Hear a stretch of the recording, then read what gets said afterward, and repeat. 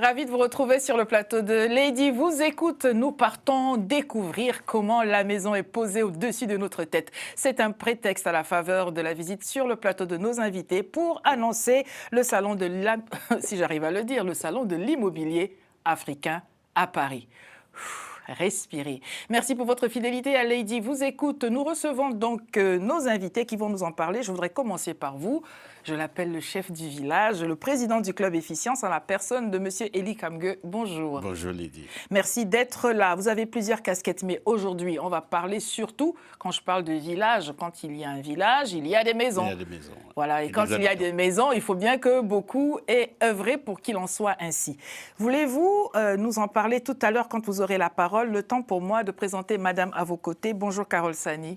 Bonjour Madame Lady. Merci d'être venue. Vous êtes la présidente de l'Union interfédérale des associations féminines et des femmes ivoiriennes de France.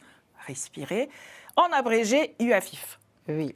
Je suis ravie que vous soyez là. Vous allez nous parler de vos réalisations. Et puis surtout, quand on parle de construire une maison, de bâtir, souvent on s'attend à ce que ce soit des hommes. Mais non, aujourd'hui, voilà que ces dames sont là. Bonjour à vous et merci d'être là. C'est à vous de nous parler bientôt. Thelma Semedo Concalves, bonjour. Bonjour. Vous êtes la présidente de SMD Patrimoine. Oui. Et à votre actif, des réalisations qu'ensemble nous décrirons tout à l'heure. Et vous êtes venu, et nous avions besoin que vous soyez là, Monsieur Fall. Vous êtes Mamadou Fall, enseignant de droit, mais là, j'ai quand même relevé de droit de l'immobilier, de la construction et de l'habitat pour le sujet qui nous rassemble. Et puis, vous êtes apporteur d'affaires pour un certain nombre de sociétés. Merci à vous d'être là, Monsieur Fall. Merci à vous. Amis téléspectateurs, vous rêviez d'avoir une maison. Je pense que c'est aujourd'hui que ce rêve va se réaliser. Monsieur Kamge, j'allais dire docteur Kamge. Voilà, c'est sorti comme ça, il n'y a de secret pour personne. Le chef du village, dans sa vie professionnelle, est dentiste, mais on a le droit d'avoir plusieurs cordes à son arc. Nous vous écoutons. Ce salon est à l'initiative du Club Efficience, dont vous êtes le président, si vous voulez nous en dire quelques mots. Mais depuis 19 ans, le Club Efficience, nous travaillons sur les problématiques économiques des diasporas. Et l'une des problématiques que nous avons rencontrées, qui nous est remontée très souvent par la diaspora, c'est la problématique de l'immobilier. Dans la plupart des diasporas, ce rêve est devenu un cauchemar, tout simplement parce que c'est un parcours de combattants conçu au pays. Chacun de nous, depuis la nuit des temps, depuis que les diasporas arrivent en Europe, chacun rêve d'avoir un toit au pays, comme on le dit trivialement. Mais c'est devenu plus compliqué que ça. Et on a remonté, il y a 4 difficultés. Le problème du foncier. La plupart du temps, quand nous achetons un terrain, on n'est pas sûr que ce terrain nous appartiendra. Il y a plusieurs titres fonciers, plusieurs propriétaires. Est-ce que c'est à la bonne personne qu'on a acheté? Deuxième problème, quand vous avez un terrain, il faut trouver un constructeur. Nous, on est en diaspora. Comment avoir un constructeur fiable qui pourra mener votre projet jusqu'au bout? Et si ce n'est pas construit un toit, on veut investir dans l'immobilier, ou si on veut acheter sur plan, il faut un promoteur. Est-ce que ce promoteur est fiable? Est-ce que la maison achetée sur plan me sera livrée en temps et en heure? Et l'autre problème, c'est le problème financement, les banques. Est-ce que les banques qui sont en Afrique accepteraient de financer notre construction en Afrique du fait que nos revenus sont plutôt en Occident? Et quand nous venons en Occident, on dit, ben voilà, nos revenus sont ici, le projet est en Afrique, les banques en Occident nous disent qu'ils n'ont pas de garantie sur le bien. Et on est ballotté ainsi, c'est ce que nous appelons la double peine des diasporas. Et aujourd'hui, c'est de se dire comment est-ce que les banques africaines, qui sont intéressées par cette cible qui est la diaspora, et aujourd'hui, tous les États, tout le monde le dit, les diasporas transfèrent près de 100 milliards de dollars sur le continent chaque année, mais en aide aux familles.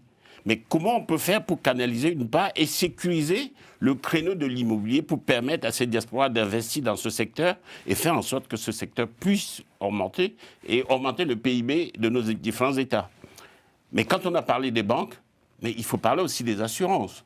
Nous, on est habitués en Occident, quand on veut construire un projet, on prend des garanties assurantielles qui vous permettent la garantie de bonne fin de chantier, vous êtes sûr que le constructeur va mener le projet jusqu'au bout. S'il fait faillite, naturellement, les assurances prennent le relais et on trouvera quelqu'un pour mener votre projet jusqu'au bout. Ce n'est pas le cas en Afrique. La garantie décennale, vous construisez, vous êtes livré, mais quand vous êtes livré, vous avez des défauts. Comment vous faites? Vous faites recours à qui? Aujourd'hui, les diasporas qui vont en Afrique investir ont besoin de ces sécurisations pour pouvoir aller encore plus et investir encore plus dans ces domaines, surtout le domaine de l'immobilier. C'est pour ça que nous nous sommes dit, il faut réunir les acteurs clés de l'immobilier d'Afrique en Europe, à Paris principalement, le 28 et 29 mars, à Pullman-Montparnasse. C'est important. Et comment nous nous sommes pris? Nous nous sommes dit, aujourd'hui, la diaspora francophone est représentée à peu près par 12 grands pays. Donc nous avons invité dans chacun de ces pays les acteurs clés pour qu'ils soient présents à Paris. La RDC, le Congo, la RCA, le Cameroun, le Togo, le Bénin, la Côte d'Ivoire, la Guinée, Conakry, le Cap-Vert, le Sénégal, le Mali, pour ne pas oublier. Donc tous ces acteurs, dans chacun de ces pays, nous invitons les constructeurs, les promoteurs, nous invitons les banques et les assurances et naturellement les ministères qui sont en charge de l'urbanisme et du logement. Et nous appelons donc, soyez nombreux pour venir ce jour et ils répondront à vos questions. Voilà, si vous n'êtes pas fatigué de payer le loyer alors que cet argent pourrait vous permettre de faire une acquisition, d'avoir votre maison à vous, ici ou là-bas, c'est vous qui choisissez. On parle de double peine de la diaspora, c'est vivre en essuie-glace, un coup ici, un coup là-bas, puisque les oiseaux volent, les poissons nagent et les êtres humains se déplacent, ils sont donc libres. Je voudrais vous emmener en lusophonie. Avant que de vous donner la parole, Thelma, j'aimerais bien qu'on regarde en images comment vous avez si bien donné à voir sur les réseaux sociaux, et vous nous en direz un mot aussi sur les réseaux sociaux tout à l'heure. Dr Gamgue nous disait, le président nous disait, le chef du village nous disait, les pays francophones, lusophones aussi. On va donc regarder ce que vous faites. Ça commence par bref, j'ai fait quelque chose. On regarde en image la vidéo de Thelma. Bref, j'ai 1 an pour vendre 60 appartements en Afrique. J'ai ouvert ma propre agence immobilière en France. Je parcours le monde entier pour vendre des biens immobiliers et des projets de vie. Et puis un jour, j'ai décidé de devenir promoteur immobilier au Cap-Vert. Et là, 10 appartements de vendus en quelques mois. Et puis un jour, une autre idée surgit, mais pas une petite. Une idée avec du sable et du soleil et 60 appartements en bord de mer. Encore au Cap-Vert. Je me suis dit, et pourquoi pas encore plus grand? J'ai étudié le marché, j'ai vu le potentiel, j'ai vu l'avenir. Je me suis dit, allez, on fonce. Ce n'est pas un rêve, c'est un objectif. 1 an, 60 appartements à vendre dans un climat idéal, fiscalité avantageuse, investissement solide, et j'ai commencé à en parler, à montrer, à convaincre et à transmettre ma vision. C'est audacieux, c'est ambitieux, c'est moi. Bref, j'ai 1 an pour vendre 60 appartements en Afrique. Voilà qui est dit. Thelma, vous avez la parole. Non, mais très sérieusement, vous nous impressionnez, vous nous découragez. En 2, 4, 6, vous nous avez tout dit et vous avez tout fait. Quand on était une petite fille, on se disait, je construirai des maisons. Oui. Alors, en fait, ça a toujours été mon rêve, moi, l'immobilier, avoir une maison, aider les autres à avoir, on sait, hein, moi j'ai grandi dans un village où on aidait les voisins à construire. Donc j'ai porté des pierres et je me suis dit, ma vocation, c'est l'immobilier. Il faut que j'aide les gens à avoir un toit. Donc d'un BTS immobilier, j'ai créé mon agence en France. Au départ, c'était pour aider les gens en France, la diaspora surtout, la communauté aujourd'hui dont toutes les portes ne sont pas forcément ouvertes.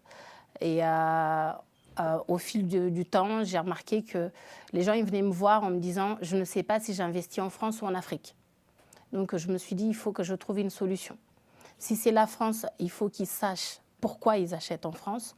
Et si c'est l'Afrique, il faut que j'ai des solutions pour qu'ils construisent en Afrique. Donc, pendant 5 ans, j'ai fait que la France, donc toute la France. J'ai créé mon agence indépendante pour ne pas être sectorisée. Je n'ai pas voulu être franchisée, faire partie d'un groupe. Donc, SMD Patrimoine est une agence indépendante. Et ensuite, j'ai créé mon agence au Cap-Vert.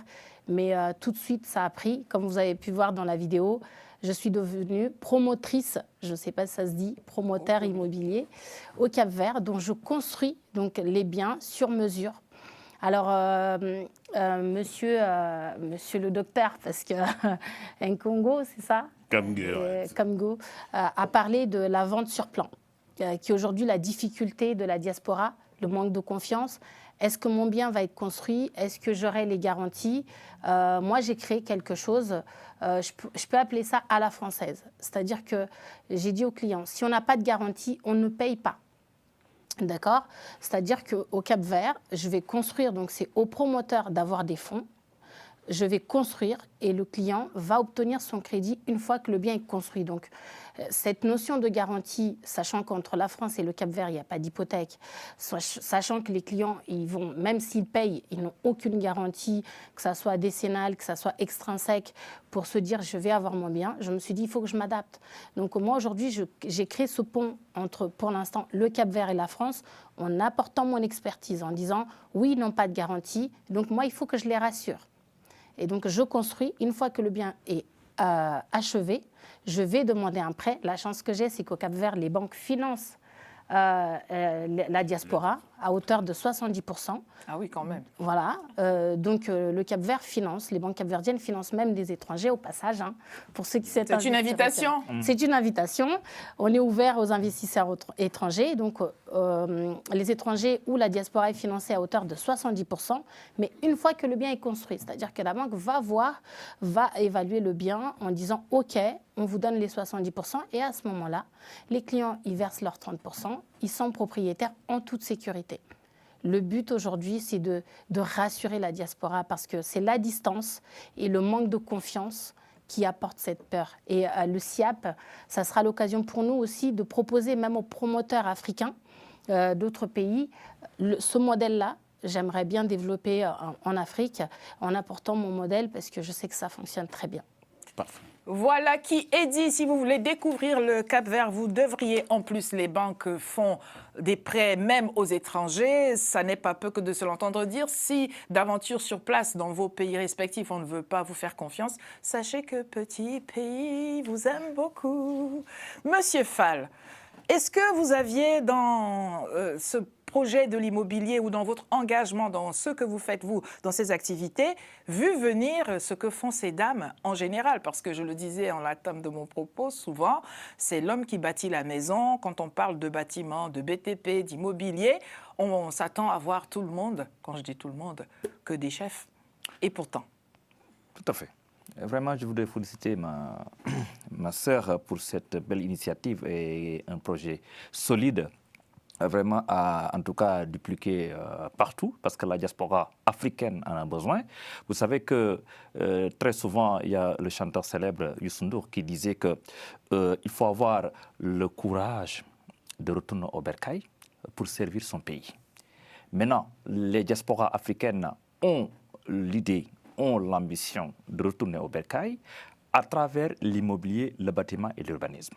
Donc du coup, avec ce projet immobilier, surtout SIAP, nous verrons que les diasporas africaines veulent construire, veulent avoir une maison et dans ce sens-là, en tant que juriste de l'urbanisme et de la construction, ils veulent une sécurité.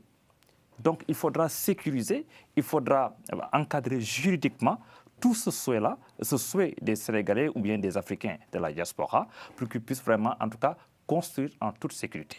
Et à travers ce SIAP-là, nous allons, à travers des panels, voir comment construire en toute sécurité en Afrique, comment acquérir une maison ou bien un terrain en toute sécurité et légalement en Afrique. Et à travers ce salon, et je pense que les diasporas africaines vont comprendre que l'avenir, c'est l'Afrique. Il faut construire l'Afrique, mais il faut aussi avoir un fondement, un bâtiment. Et pour ce faire, il faudra respecter le droit de l'urbanisme et de la construction.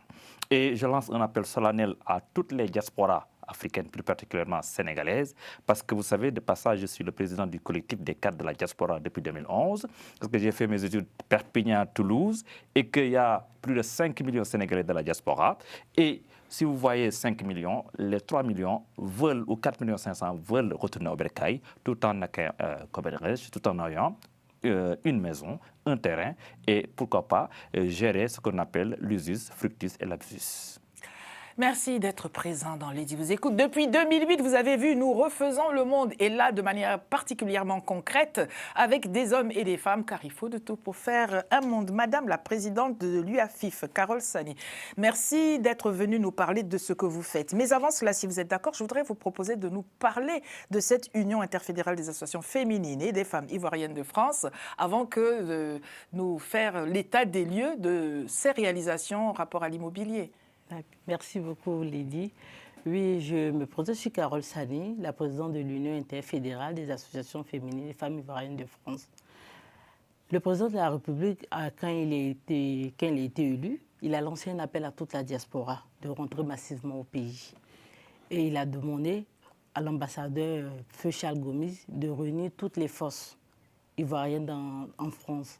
Et c'est comme ça que l'ambassadeur et son premier conseiller ont décidé de lancer un appel à toutes les femmes ivoiriennes. Il a décidé de commencer par les femmes. Et il a voulu réunir toutes les femmes pour parler d'une seule voix. Il a organisé une élection en 2017 à l'ambassade de Côte d'Ivoire en France. Donc aujourd'hui, je suis toujours la présidente. Donc pendant l'élection, chacune devait envoyer un programme. Et moi, dans mon programme, il y avait le volet immobilier, l'agriculture et le transport. Parce que j'avais un constat depuis un certain moment.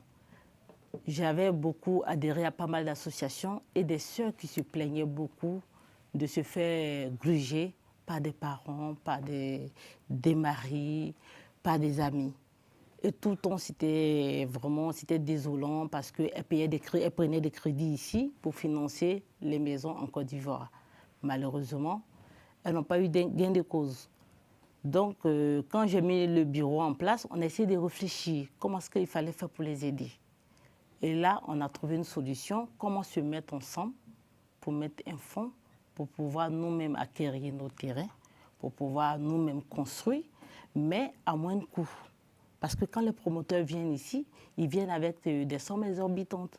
Ils oublient que nous sommes des femmes modestes ici, des femmes de ménage, des aides-soignantes. On ne peut pas. Parce que d'autres sont mères seules, mais tous, on a envie de retourner au pays, avoir un pied à terre au pays. Donc c'est là, on s'est mis ensemble, on a réussi à acheter nos terrains, on a réussi à aller voir une banque, négocier avec une banque qui a accepté de nous accompagner. Et aujourd'hui, on a acquis presque 80 000 mètres carrés à Vingéville, on est en train de construire 300 maisons et 50 maisons viennent de sortir de terre. Bravo. Alors, j'entends ce que vous dites dans votre salon. On parle de femmes qui peuvent acheter des terrains, bâtir des maisons. Est-ce que tout cela ne vient pas bousculer l'équilibre des foyers? Puisque, comme je le disais, je me répète, mais pardonnez-moi, il faut bien qu'on parle aussi des sujets qui fâchent. Est-ce que tout cela est un long fleuve tranquille ou avez-vous eu vent auprès de ces dames qui se sont engagées dans ces projets de ce que, pour celles qui sont donc en couple, bien évidemment mariées, est-ce que les hommes entendent cela de la même oreille que vous? C'est vrai, c'était un peu difficile. Hein. Les hommes n'étaient pas... dans les vous écoute. Oui, c'était difficile parce que les hommes se voyaient lésés. Parce qu'aujourd'hui, c'est la femme qui prend le devant pour pouvoir avoir... D'habitude, c'est l'homme qui se dit qu'il gère le foyer. Mais en temps, moi, je dis tout le temps que la femme a toujours géré un foyer. Parce que nos mères, la petite fille, déjà, elle sait comment est-ce que gérer la maison. Moi, je dis, au bas âge, on nous a appris ça. Donc la femme, c'est quelque chose qu'elle connaît déjà, elle essaie de mettre en place. Et c'est ce qu'aujourd'hui, on a essayé de développer. Mais alors, pardonnez-moi de vous interrompre, est-ce que pour les femmes qui sont mariées, c'est la maison du couple? Oui, c'est la maison du couple, voilà. C'est la maison du couple, mais c'est le nom de la femme qui est devant. Parce que quand la femme, elle vient, elle rentre dans le projet toute seule d'abord. C'est vous qui voulez qu'il en soit ainsi? Oui, qu'il en soit ainsi. Parce et pourquoi donc? Oui, vous n'êtes pas pour la paix des ménages, madame? Non, si, parce qu'il y a eu... Mais, grâce à ce projet, il y a eu beaucoup de femmes qui se sont vues mariées légalement. Il y a des femmes qui n'étaient pas mariées légalement, qui étaient avec le mari. Oui. Mais que dès que le mari il a su que la femme est en train d'acheter une maison, elle a eu déjà le terrain. Immédiatement, il y a des femmes aujourd'hui... Il s'est dit c'est une femme capable, oui, il faut capable, donc qui sont... Non, pas l'utiliser, mais... Non, l'épouser. Voilà, qui sont en train de les épouser aujourd'hui. Attendez, avant que d'aller plus loin. Messieurs, tout de même. Vous avez quelque chose à nous dire à ce sujet-là. On ménage avec une dame, on ne l'épouse pas, et puis un jour, elle rentre dans un aussi beau projet, puis on se dit, tiens, il ne faudrait pas que ça me file sous le nez. Je pense qu'au-delà de cette remarque, Lady, c'est surtout voir les difficultés qu'un projet comme celui-là peut vraiment présenter, et comment est-ce que l'UAFIF, la présidente de l'UAFIF et toute son équipe ont pu faire pour dépasser toutes ces étapes. Il n'y a pas que les problèmes dans le couple, il y a les problèmes de la réalisation du projet. Parce que c'est l'un des rares projets de la diaspora, un projet communautaire. C'est-à-dire, on est ensemble, on se met ensemble pour réaliser quelque chose qui est un bien de tous et qu'on arrive finalement à le concrétiser. Beaucoup ont parlé, beaucoup ont rêvé, mais lui, Afif, l'a fait. Et ça, franchement, il faut tirer le chapeau à la présidente et son équipe. Comme vous l'avez vu, le chef de village ne veut donc pas répondre à la question que vous posiez. Il a noyé le poisson, mais le poisson ressort toujours de l'eau. En tout cas, la question reste entière. Messieurs, venez au salon de l'immobilier africain à Paris. Si vous êtes en France ou même si vous êtes en Europe, et si vous voulez prendre l'avion pour venir, vous êtes les bienvenus quand même pour comprendre comment est-ce que si madame s'engage dans un projet immobilier, vous n'êtes pas sur la touche, mais c'est un projet commun, puisque le mariage, c'est cela aussi. Et si vous redoutiez, monsieur Dufour, de votre canapé qu'il y ait des réalisations, vous l'avez entendu, c'est un bénéfice commun. Bon, j'ai essayé de ressortir le poisson de l'eau, le chef du village a essayé, mais non, bon. Madame, j'en reviens à vous. Vous avez donc ce projet. Je pense qu'on a vu quelques images des toits, de maisons. Je voudrais vous laisser nous parler de l'impact que cela a eu sur place en Côte d'Ivoire, parce que souvent les diasporas sont considérées comme étant à l'étranger, et c'est bien qu'elles restent à l'étranger, parce que quand elles viennent sur le pays, c'est un peu comme si ça vient bousculer aussi les frères et sœurs qui sont restés sur place et qui font ce qu'ils peuvent. Mais je pense que ce projet, c'est vrai que ça a été très difficile, pénible pour nous, parce que ça ne s'est pas réalisé du jour au lendemain. Ça fait quand même presque 7 ans que nous avons mis ce projet en place. C'était quoi les obstacles auxquels vous avez été obstacles, déjà, confrontés? C'était l'obtention du terrain. Oui. Après l'obtention du terrain, avoir les papiers, l'ACD, le permis de construire, ça a été très difficile, parce qu'au début, le ministère ne nous a pas facilité la tâche comme ils nous ont pris comme tout le monde. Donc on a quand même engagé ça pendant 3 ans pour avoir l'obtention des papiers. Et après, on a payé quand même parce que une grosse somme pour avoir le permis de construire. Donc tout ça, ça s'est déroulé sur 7 ans, ça n'a pas été facile. Est-ce que celles des femmes qui s'étaient engagées ont été découragées, ont pensé qu'elles avaient une énième fois été grugées? Vous n'avez pas eu de difficultés à ce niveau-là? Si, beaucoup se sont retirés.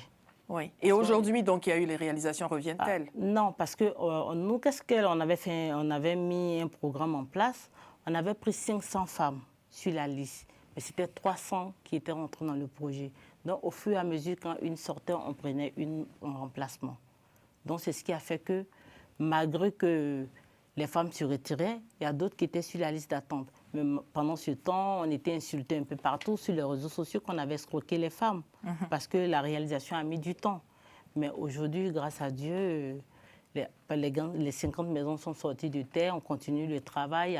Chaque 3 mois, on réalise 50 maisons, donc sur 24 mois.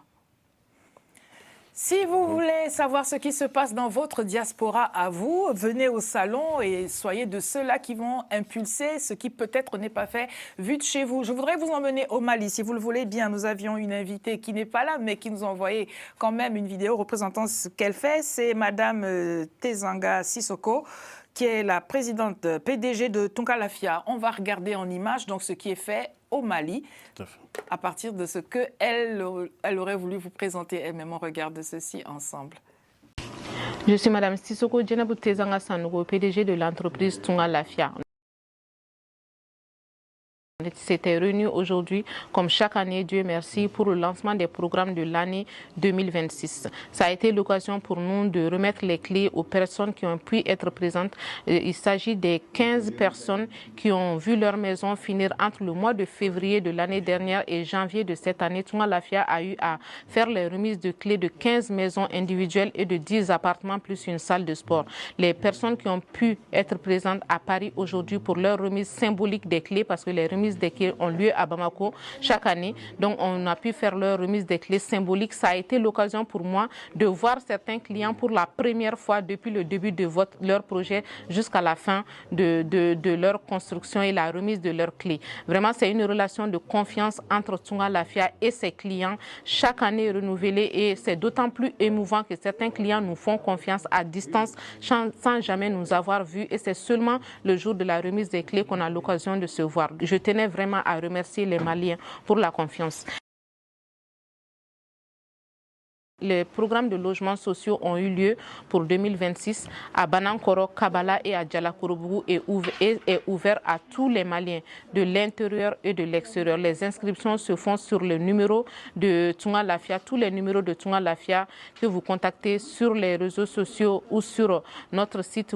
Tunga Lafia est une entreprise qui propose plusieurs systèmes de financement selon le choix du client et selon les réalités financières du client. Vous pouvez être dans un projet individuel comme dans un projet de groupe. Vous pouvez adhérer à un projet de financement mensualité par mensualité sans intérêt bancaire. Vous pouvez également choisir de faire financer votre projet par les organismes bancaires partenaires de l'entreprise Tunga Lafia. Selon le choix du client, vous avez tous votre solution de financement pour voir votre rêve d'être propriétaire au Mali devenir une réalité.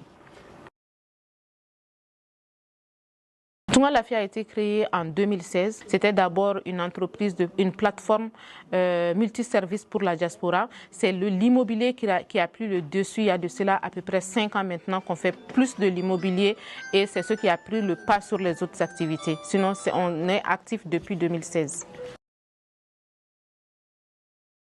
En cette année, de février à maintenant, on a fait une remise de clés de 15 maisons individuelles et de 10 appartements. Les autres années, il n'y a pas d'appartements. On va laisser les appartements de côté. Rien que pour les maisons individuelles, on est à une moyenne de 10 appartements par an. Voilà, donc ça fait sur les 5. Et voilà, on revient du Mali. C'était pour vous dire que d'où que vous soyez, venez à ce salon. Et si vous êtes sur le continent africain, n'hésitez pas à envoyer vos compatriotes, vos familles qui sont sur la place parisienne à venir poser des questions. Et une question, une grande, pas des moindres, je la laisse à votre appréciation, mesdames, messieurs. Que pouvez-vous proposer à ceux-là qui sont en diaspora, qui ont déjà fait des acquisitions de terrain, notamment dans leur pays d'origine? Comment est-ce que ce que vous proposez peut accompagner ce qu'ils ont commencé et qui n'ont pas pu mener à bien pour des raisons évidentes de disponibilité, qui financière ou même de mobilité pour être sur place? Avez-vous des solutions pour cela? Mais tout à fait. Le salon aujourd'hui, comme je vous ai dit, permet de faire venir les acteurs immobiliers du continent. C'est-à-dire, ça peut être des constructeurs, ça peut être des promoteurs. Donc, si vous avez déjà un terrain, donc vous avez besoin de trouver un constructeur pour pouvoir avancer dans votre projet. Et on a dit, dans les 12 pays étant représentés, donc vous trouverez forcément un acteur de votre pays qui peut vous accompagner là, sur votre projet. Et ensuite, il y a le financement.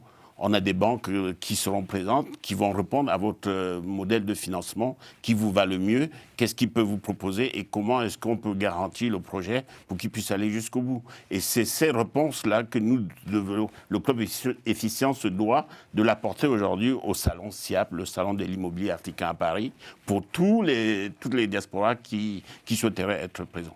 Vous êtes en train de nous dire que, vous n'êtes pas en train de nous le dire, mais on l'a compris, et dites-moi si je me trompe, vaut mieux donc avoir affaire aux professionnels que vous êtes chacun respectivement, plutôt que de se débattre tout seul. Mais je réitère ma question, ceux qui ont déjà acquis des terrains, que vont-ils en faire? Certes, travailler avec vous pour avancer autrement, mais que faire des terrains, de l'existant qui est pris en otage par les réalités locales, par exemple? Qu'est-ce que vous recommandez, Thelma?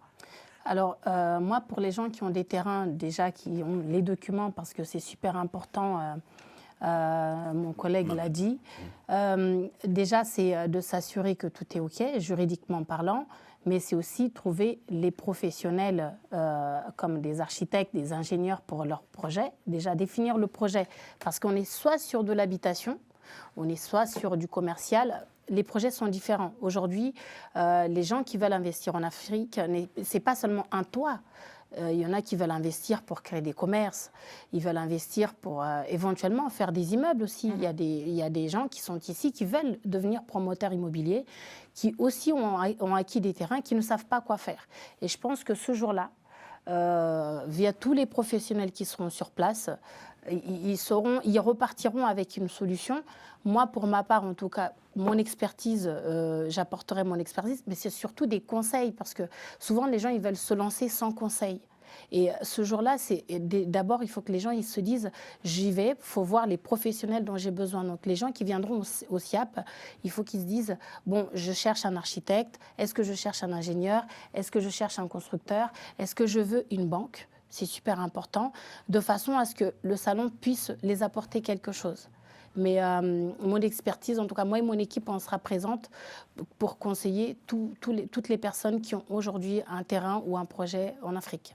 Nous allons regarder les 100 milliards, il y a cette vidéo qui nous parle de 100 milliards de fonds qui sont expédiés sur le continent par les membres de la diaspora, et c'est autant d'argent qui pourrait aider à faire des réalisations. On regarde ceci puisque c'est quand même la communication sur le Salon de l'immobilier africain à Paris.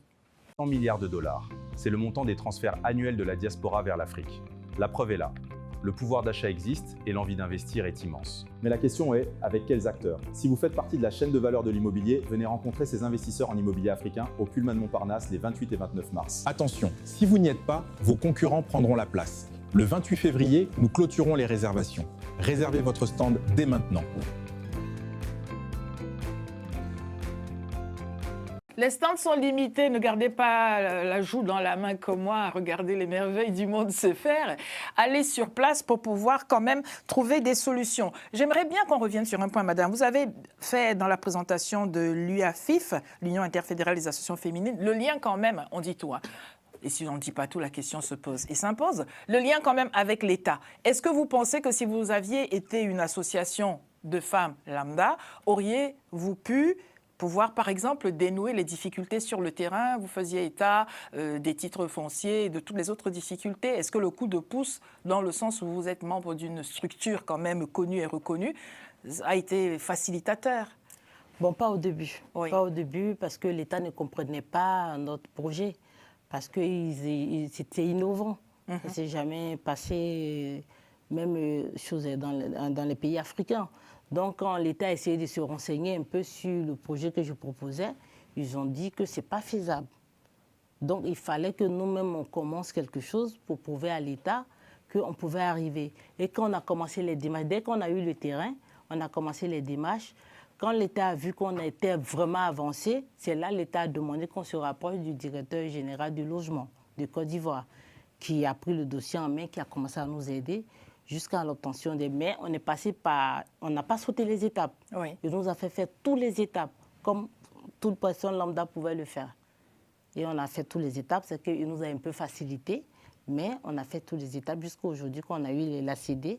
Qu'on a eu la CD, puisqu'on était en convention d'accord avec une banque de la place, si je peux dire le nom de la banque, la BNI, qui a validé, qui a accepté de nous accompagner et qui a financé. Et que pensez-vous qui ait fait que cette banque accepte de vous accompagner? La banque, je pense que c'est le projet. Oui. Parce que la première fois, quand je suis allée voir le directeur de la banque, je lui ai expliqué le projet, et lui-même étant de la diaspora, automatiquement, il a dit que c'était faisable. Lui-même étant de la diaspora, Oui. Ça a fait toute la différence. Oui, ça fait la différence, parce Oui. que c'est comme ça qu'il a compris que c'était faisable. Et il a dit que c'est lui qui a essayé de convaincre ses collaborateurs à valider le projet, à m'accompagner. Et au bout de 3 mois, il a accepté, il a signé une convention d'accord entre la fédération et lui, et la BNI, pour accepter d'accompagner. Mais il fallait donner la CD pour qu'on puisse prendre l'hypothèque sur le terrain. C'est parce qu'il a pris l'hypothèque sur le terrain qu'ils ont accepté de financer le projet. Monsieur Kamges, d'où l'intérêt pour les gens de la diaspora de repartir souvent sur le terrain, de vivre là-bas et de pouvoir servir de trait d'union finalement entre ceux qui sont restés à l'étranger et ceux qui sont sur place pour qu'il n'y ait pas ce schisme, parce que madame le dit, si ce monsieur n'avait pas été de la diaspora, assurément, il n'aurait pas percuté forcément sur la pertinence d'un tel projet. Et justement, le Club Efficience, en l'occurrence, travaille à cet accompagnement, à l'ouverture des pays d'origine aux gens de la diaspora qui voudraient s'installer là-bas, indépendamment de la question de l'immobilier. Tout à fait, Lydie. C'est justement le travail que le Club Efficience essaie de faire depuis 19 ans, avec ce réseau de maillage dans tous nos différents pays, qui aujourd'hui, quand on voit, même avec Mamadou au Sénégal, la plupart des acteurs promoteurs, et comme Telma au Cap-Vert, ce sont tous des anciens de la diaspora ou quelques personnes qui voyagent très souvent et qui sont en contact avec la diaspora. Et ceci montre la qualité du travail qu'on doit faire, entretenir le réseau des diasporas qui retournent dans les différents pays. Ça nous permet d'avoir des interlocuteurs fiables qu'on connaît et qui, à un moment, Mamadou qui travaille en synergie avec nous, aujourd'hui, quand on veut vérifier une information immobilière au Sénégal, on appelle directement Mamadou. Il est tellement au Cap-Vert, elle maîtrise tout l'écosystème économique immobilier au Cap-Vert. Donc là, il n'y a aucune difficulté. Donc il faut absolument que les diasporas, qu'on garde un lien très fort avec l'ensemble de nos différents pays. En Côte d'Ivoire, dernièrement, on était en Côte d'Ivoire pour la remise des clés de l'UAFIF.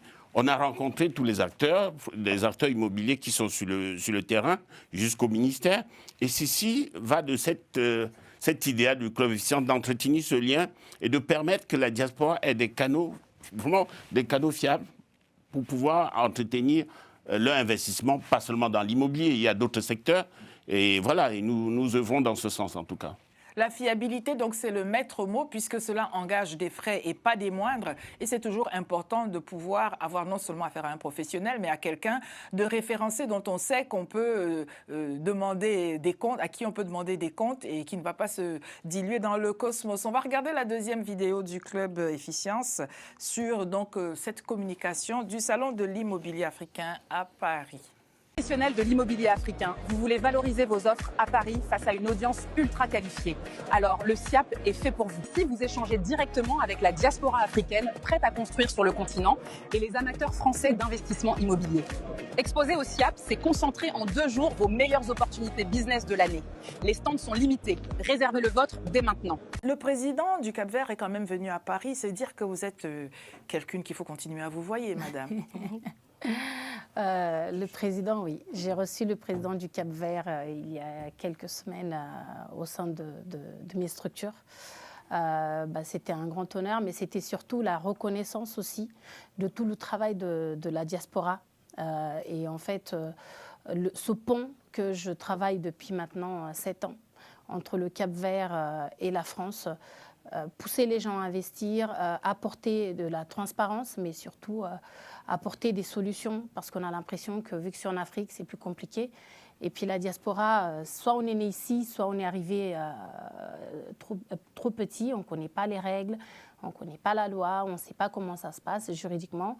Et donc le président, il est venu un petit peu comprendre aussi la dynamique de la diaspora et mon activité, comment j'arrive à intervenir entre les Cap-Verdiens de France et les Cap-Verdiens qui sont au Cap-Vert, et ce fut un grand plaisir.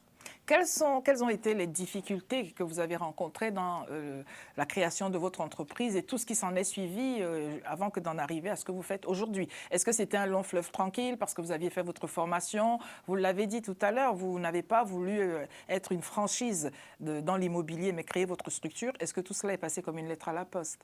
Pas du tout, parce qu'on connaît les grands. On connaît les grands du marché, on sait que tout le monde va frapper à la porte d'un Orpi, un Century 21. Vous leur faites de la publicité en plus? Oh oui, en plus. Mais, vous faites comme vous voulez.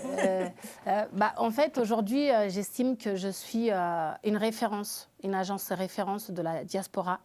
Je l'assume complètement parce que je me dis aujourd'hui, on doit avoir un référent dans l'immobilier en France, mais que ça soit vraiment local et international. Et ce n'était pas un fleuve tranquille, c'était très difficile. C'était quoi le plus dur? Le plus dur, c'est qu'on croit en vous, quoi. C'est-à-dire que c'est cette confiance, même de nos frères et sœurs, de se dire c'est sérieux. En fait, il fallait que ça soit sérieux, donc il faut une structure, il faut qu'ils viennent, il faut qu'ils constatent le sérieux, qu'ils constatent... et qu'ils se disent, la compatriote, voilà. Elle ne va pas mettre la clé sous le paillasson et partir avec. On n'a pas le droit à l'erreur avec la diaspora. C'est-à-dire que nous, on ne peut pas se tromper avec nos frères, parce que tout de suite, ça apporte plus de doutes, ce qui fait que c'est compliqué, même avant et même maintenant.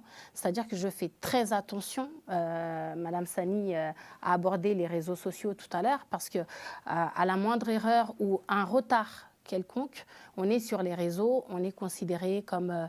on est vilipendé. Voilà, c'est ça, alors que finalement, on se bat derrière. Et les gens ne se rendent pas compte de tout le combat de nous, des professionnels de la diaspora, tout ce qu'on fait pour leur apporter un bon service, une transparence, alors que ça ne dépend pas que de nous, parce que finalement, on travaille avec le pays. Et les informations n'arrivent pas au rythme. Ça va au rythme de l'Afrique. Et on doit l'accepter. Sauf que dès que c'est l'Afrique, ah non, il faut que ça aille plus vite et tout. Et c'est ça la difficulté qu'on a à travailler avec la communauté. Mais bon, moi, j'ai compris, j'ai appris et je m'adapte.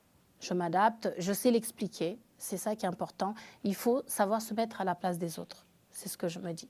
Monsieur Fall, alors sur ce que vous entendez et sur la question des professionnels, et on va dire de la concurrence, qui finalement n'est pas nécessairement une concurrence, puisque les professionnels en diaspora sont surtout sur le marché qu'ils connaissent, celui de là où ils se trouvent, et ne sont à aucun moment, sauf erreur de ma part, en train d'envisager de vendre de l'immobilier si loin de leurs frontières.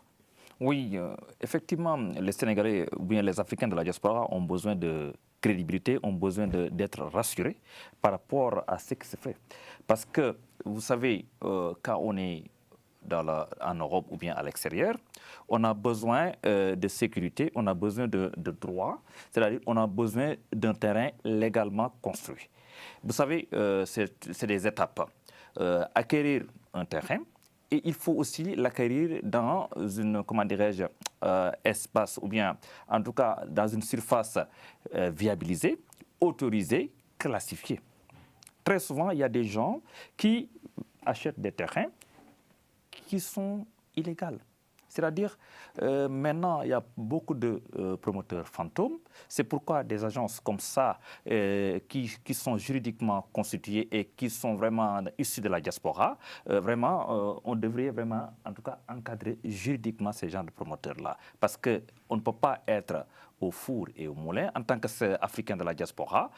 On doit avoir une sécurité juridique, on doit avoir vraiment, en tout cas, une superficie viabilisée, mais aussi on doit avoir un promoteur ou bien des partenaires vraiment qui sont légalement constitués. D'où un encadrement du droit de l'immobilier et de l'urbanisme. Très souvent, au Sénégal, on vend aux Sénégalais de la diaspora des terrains qui sont dans des surfaces non viabilisées, qui sont dans des surfaces non autorisées. C'est pourquoi vraiment il faut une sécurité juridique à travers ce salon-là. On va avoir des panels sur ça parce que le droit est là pour organiser. Il y a des règles de droit qui organisent tout ce qui est urbanisme, construction et droit de la propriété. Vous enseignez justement ces matières, vous êtes intervenant en Master 2 sur la question de l'immobilier et la construction d'habitat. Quelle est la posture aujourd'hui? On veut le croire, c'est des jeunes, vos apprenants.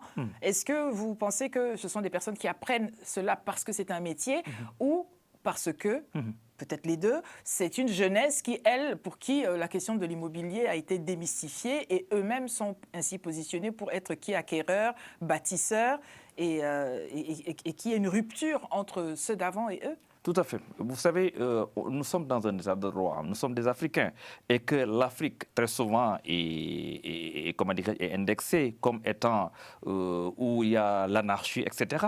D'où le droit de l'immobilier, Master 2, droit de l'immobilier et de la construction. C'est une nouvelle matière du droit des affaires, du droit privé. Et il faudra encadrer ça, enseigner ça aux jeunes pour qu'ils puissent savoir comment construire, comment acheter légalement, quels sont vos droits et vos obligations par rapport à ça. Parce que vous savez, vous avez un droit de propriété, c'est un droit fondamental, acquérir un terrain, mais quels sont l'usus, l'abusus et le fructus? Il faudra savoir comment contacter un architecte, comment vous avez un droit de droit de propriété, un bail qui dure 99 ans, quelles sont les procédures à utiliser pour avoir un titre foncier qu'on appelle TF. Tout ça, c'est très important d'enseigner ça aux jeunes. C'est très important parce qu'on ne peut pas être propriétaire en méconnaissant vraiment le droit de l'immobilier et de l'urbanisme. Alors, il y a quand même une question qui s'impose, c'est que quand vous êtes, vous, acteurs qui construisez en diaspora, vous construisez là où vous avez pu acquérir du terrain. Or, jeunes gens, nous savons tous que chacun a son chez-soi héréditaire. À quand la possibilité pour les opérateurs que vous êtes, les acteurs de ce secteur-là, de pouvoir faire en sorte que chacun veut construire sur la terre que lui a léguée ses parents à tel endroit? Et tout ça n'est pas forcément amalgamé dans les zones urbaines ou à l'endroit où vous avez pu faire ces réalisations. Cette question s'est posée à vous, je crois. Oui. si on y a pensé, parce que là, la fédération est en train de développer aussi ça. Parce qu'on est en train de développer, au lieu de construire que sur Abidjan, là, on s'est engagé sur les autres grandes villes. Donc, on a lancé aussi le même projet dans les autres grandes villes. Là, on a une autre ville, on a une ville à Mankono qu'on doit lancer. On a déjà construit la maison témoin. Bientôt, on doit lancer à toute la diaspora de Mankono à prendre part à la construction de Chiswa à Mankono. Thelma, vous vouliez intervenir sur ce point-là? Oui, alors moi, au-delà des projets que je construis, j'accompagne aussi des personnes qui veulent construire sur leur terrain, mais du coup via des constructeurs locaux fiables. Donc, c'est-à-dire que ce n'est pas que sur nos terrains. Et l'objectif, c'est vraiment d'apporter l'expertise, parce que même quand on a son terrain, on ne sait pas forcément quoi faire. Absolument. Ouais. Je suis contente de vous avoir fait une césarienne pour avoir cette réponse. Parce que la majorité quand même de personnes qui est concernée ou intéressée par l'immobilier, c'est parce qu'elle a déjà soit hérité, soit a pu acquérir un terrain.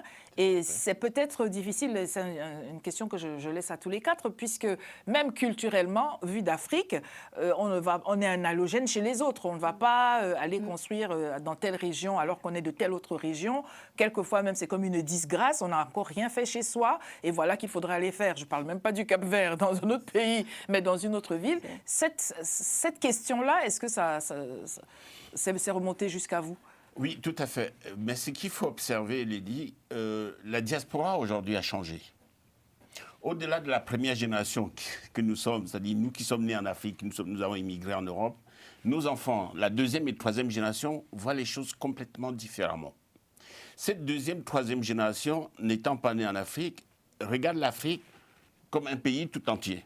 Ils sont capables d'aller vivre dans n'importe quel pays et investir dans n'importe quel pays. Est-ce que c'est bien ou c'est pas bien, docteur? Je ne cherche pas à juger, j'analyse les habitudes. Non, mais fondamentalement, parce que je dis chef du village, je le dis à dessein. Mais tout à fait. Sinon, les villages vont se vider.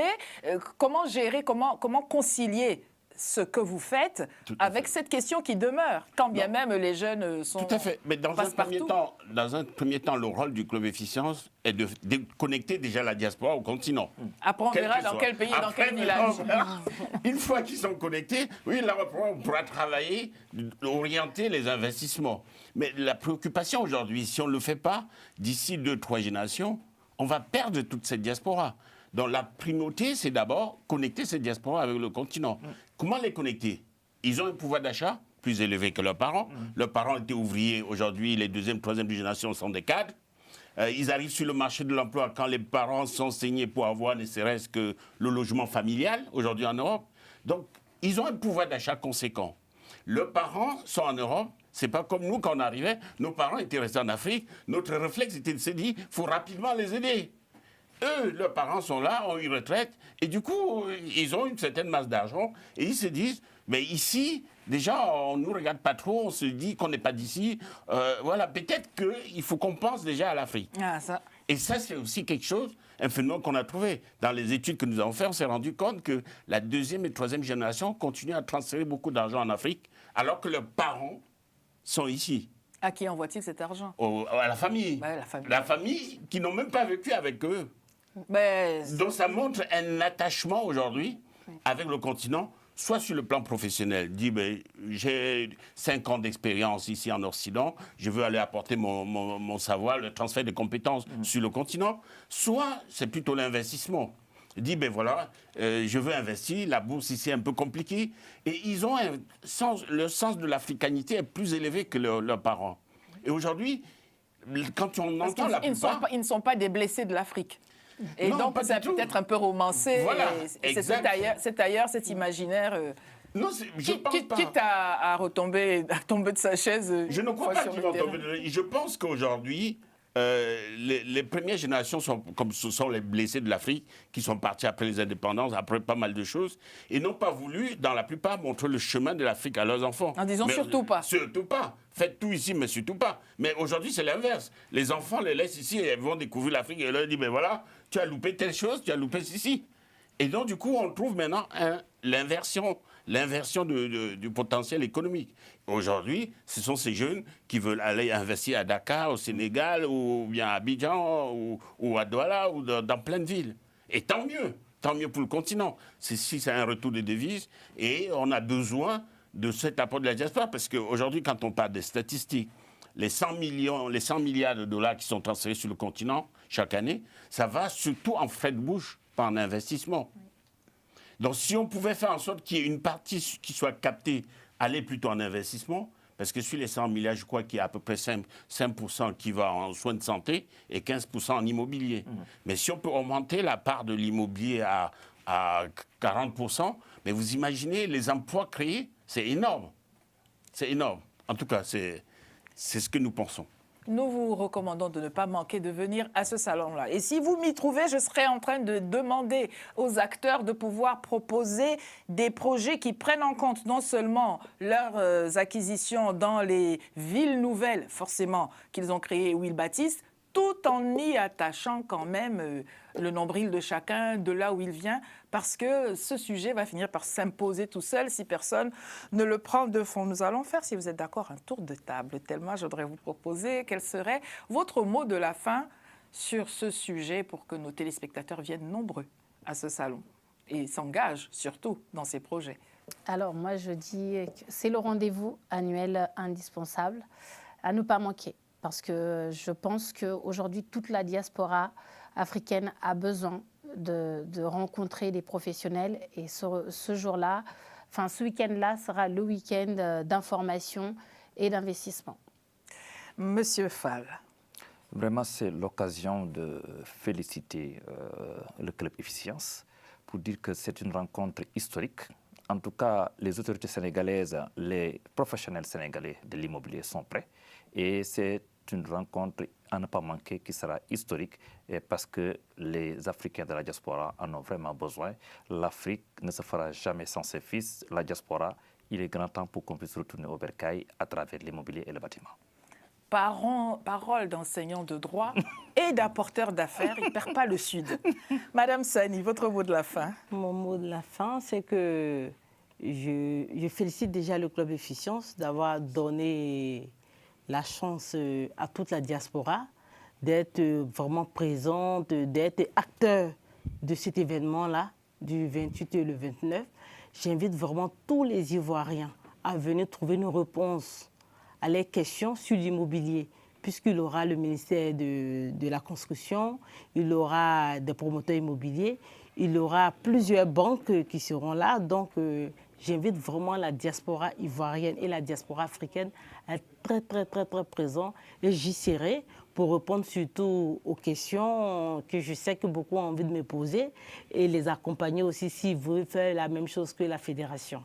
Et aux amis, aux frères ivoiriens, messieurs, si vous êtes suffisamment nombreux, vous allez certainement réussir à convaincre madame à déployer une dynamique identique à celle qu'elle a déjà pu mettre en place, preuve à l'appui, pour les femmes, parce qu'il n'y a pas de raison.